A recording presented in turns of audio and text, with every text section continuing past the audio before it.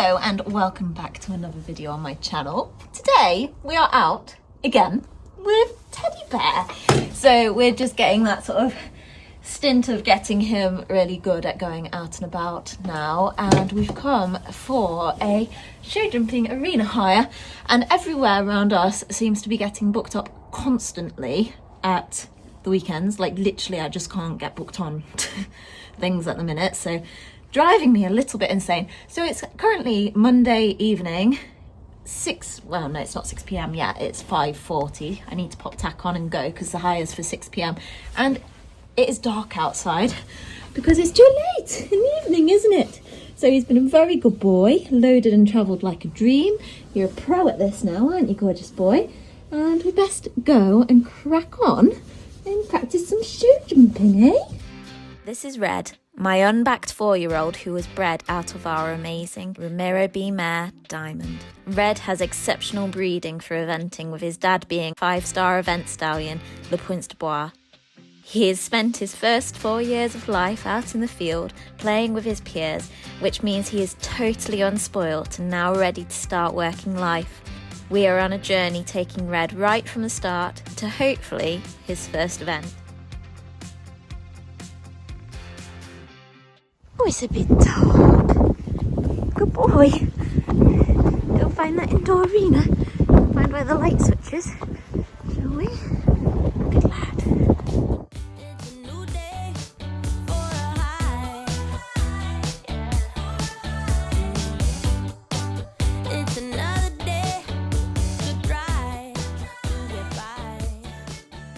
Okay, jumping right into it because I warmed up while Mum adjusted fences, and we're getting jumping, and you can see Teddy found it a little bit spooky in the indoor arena, but he'd been such a good boy and he was getting on with it.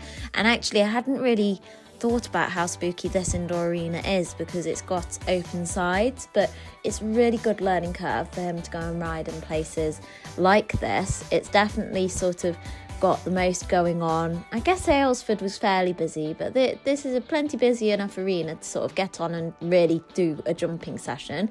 And you can see he has so found his jumping legs now.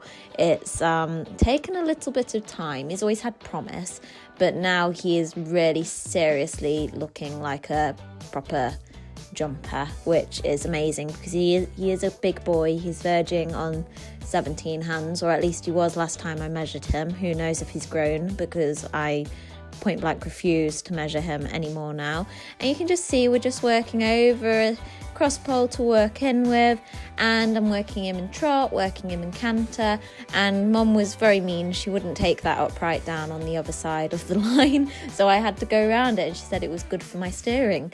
So we just did this, and this is how I always work them. They get lots of walk breaks, so even if you're not seeing it in the video, because Mum's like, stop the video so that we can talk, or she can change a jump or whatever, we're doing lots of stop and starting. So now we've jumped it that way a few times, we're going to change the rein and jump it the other way. We also had lovely Lucy with us this evening, so make sure you're over on my Instagram to be able to check out some of the clips that she managed to take on the day. And Lucy was just, Lucy's fab, bless her. She's got a photography business. She's now got a new videography camera, and some of the stuff she's coming up with, if you've seen my last vlog, you'll know is really, really super. So now we're approaching this on the other rein, and because it's a new rein, he's like, oh, that's different. And I said, I know it's different, but you can still jump it, mate. So he was like, okay. We had said if he was good jumping it the other way, is bold the other way, then I'd go straight onto the upright, but because he was a bit iffy over it, I decided that I'd jump it again before I went straight onto the upright rather than over face him. So we're coming around again. Trot and pop is our safety place at the minute, but I am trying to build up jumping from canter. But when he's jumping a new fence, I'm trying to let him jump from trot initially, because you can see it's still a little bit spooky and we're getting the odd cat leap here and there. So I just sort of slip my reins and pop a finger in my neck strap if I get chance, and we just let him do his thing. My personal opinion on the situation is, as long as he goes, I really don't mind. He's got to be an event horse, so he has got to learn to go from A to B first time. He can look and assess as he approaches, but he has to learn to jump. So there, he went to have a bit of a drift out to the left-hand side, but I just held him in. And you can see he doesn't really mind going off of a miss. Would have probably been on quite a nice stride if he hadn't done the wiggle, but I just said, no, you are going from this side of the jump to the other side. I don't mind how, we just are. And now he's getting confident. He's like, yeah, okay, cool. And he's getting quite strong. So the next phase of Teddy's training is going to need to be getting his canter stronger so we have more adjustment. But obviously Rome was not built in a day. The fact that he's cantering down to new fences in a new arena, doing all these new things is just absolutely fantastic. And it's a really, really good learning experience for him. What we also decided after this arena hire, because this was on Monday and you're obviously seeing it on Wednesday, we've decided that he's now going to have a little mini break because he's actually done loads lately. He's done a couple of dressage competitions. You saw my last one, and then I just nipped him out and it was so cold I didn't even vlog for the one after, but he was just as good at his following dressage competition.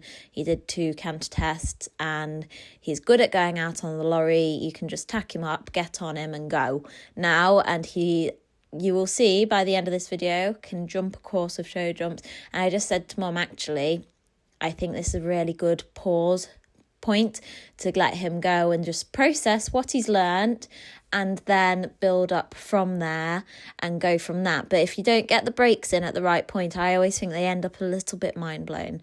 Okay, so now we're going on to a new related distance. So it's similar to the other one, but different. And he's just like, oh, spooky, but he's got to grips with the, I must go to the other side. So he gets lots of praise for being a clever boy.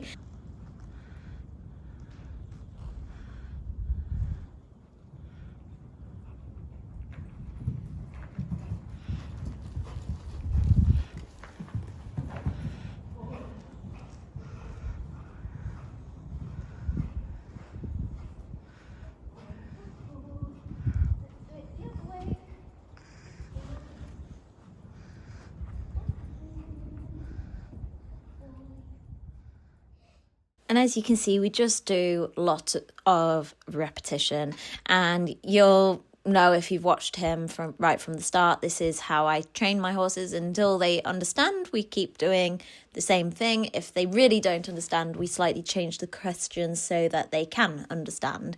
So then we come around to do this the other way, still trotting and popping, because we know that he might find it a bit different this way. Really confident with this orange one. And then he has a little bit of a look with this white one. So I just say, no, go on. And it doesn't matter that he's knocked it down. It's more important that he went.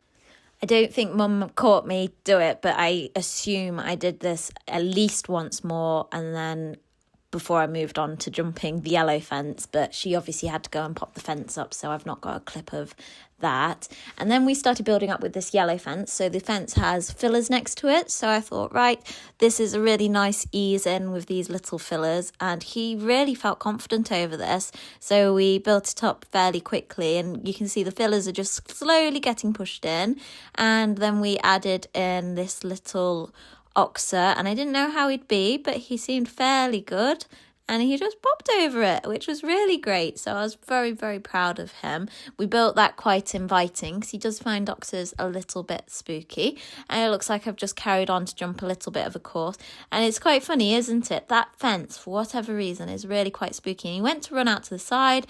And again, I just said, no, you're not running out to the side. So I caught him as quick as I could. And he then popped over it. And I assume we popped over it again. Then we added in this oxer. So it's just a case of getting him jumping lots of new fences, whereas when I'm at home there's only so many new jumps you can do, and he's obviously very confident at home and he's seen a lot of it, and there's not as much space to canter and throw stuff together. So that's where it's important that we come out to these arena hires, get him to see the world, get him used to jumping lots of different fences. Here's a double. He definitely needs a load of grid work at home. That is something I can do for homework once he's finished his holiday, because I can see him just being very conscientious about the fact that there's another jump to do. Then we started adding even more fillers in, and we just built it up really progressively All he really needed to do was stay straight and pop over the fences and go where I've asked him to go. And we've kept the fences small enough that he should be able to jump them if he has a bit of a wobbler. And then once we feel that he's a bit more confident, we build them up a little bit more, and I start adding in a bit more canter and stringing extra fences together, because that's also hard. Like if you're jumping a single fence, it's very easy to sort of get a perfect canter, get the balance, get over the fence, and then kind of go, oh, easy peasy, rather than jumping like 6 fences together or whatever, where you then have to rebalance, regulate your canter and sort out where you're at. And you can see he's doing quite a nice bob along canter here, and then occasionally it starts getting a little bit speedier, and it's really great to have the confidence with him. But we also have to regulate so that it's not too long and strung out. So then we're coming along and jumping a little bit of a serpentine. So he's having to think about where he's turning. And overall, you can just see how much he loves it. I love this bit of Lucy running around trying to get all the shots of us. She's trying to race a 17-hand horse, which is, I applaud Lucy for her resilience attempting to do that. So here was too strung out, and you can see he just booted the front rail on the way up, and he was actually a really good boy because that rail flicked up right underneath him. Okay, I'll put that back up. But he was really clever with it, and we just said no, that was too fast, too free, and it's a real fine balance for me. Learned from his mistake, he wasn't touching it the next time, was he? Real fine balance for me to like get him forwards and get him confident and have it lots of leg on so that he knows he's going, but also not let that power go flying forwards really fast. I don't think we're going to be struggling with cross-country time right here and now. Once he's nice and confident, he definitely has a good ground cover in his canter, and definitely once he's had his holiday, I'll be doing lots of pole work, lots of grid work to build up his muscles in his canter. But I'm really chuffed. He figures out which leg he's landing on after a fence as well, which is really clever. And he doesn't mind getting into the bottom of the fence. Ironically, he doesn't get the correct lead after that fence, but most times he was landing on the correct lead or doing a change, which is just very clever. He likes throwing in changes. And here, where we're just getting into the bottom or a little bit far off, actually, in previous years, I would have really protected Maggie for that when she was a young horse, but Teddy, I'm letting him go on the misses and sort himself out, because actually that's what I learnt to do with Donut, and it's produced a much more confident horse that knows that they can sort themselves out, whereas Maggie, I was a little bit worried about making sure she was never on a miss, but actually she kind of expects life to be a little bit perfect these days, so the canter's getting a bit forwards there, but I'm really trying to balance it with my body, and he gets into a deep one, but he's really clever with it. And then we're getting more and more confident with that one-strided double as well. And now what we've done is we've popped all the fences up. I think we went up about 2 holes. The aim was to make them about 80, 85-ish, so that he had a proper jump in front of him. It's by no means anywhere near what he clears when he's jumping anyway, but it felt a bit more like a proper course to see what he thought, and as you can see, he thought that it was pretty cool and he would carry on jumping. So I'm going to let you watch this round. I think you can see as the round goes on, it's a little bit wayward in places, but in other places I'm actually managing to use my body aids and just balance him a bit more as we get towards the end of the course.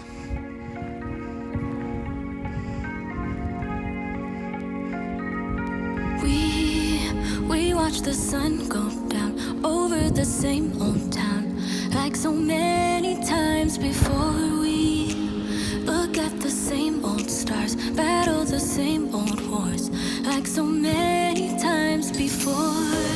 And I know that we're not perfect, but I'm gonna miss all that we had. Yeah, I know that we're not perfect, but I need this night for the last time.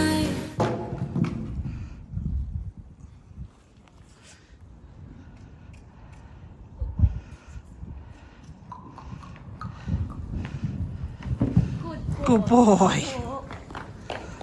So you can see what our other big piece of homework is definitely going to be grids and multiple fences in a row, because he's just not quite there with it. That round, like, it was such a shame that we finished with that, because actually he did such a good job, but he obviously just focused on the second part rather than the first part, and that's why he fell over the first part a little bit. But I just caught him and said, no, can we try and stay straight even when we're not quite sure? And then we trotted him round, and he really sorted himself out. He was a really clever boy. The realism of the matter is that he's a young horse, he's learning to jump, he's learning all these new things, so you've got to expect him to make some mistakes, but the way he learns from his mistakes is just amazing. Right, final round now.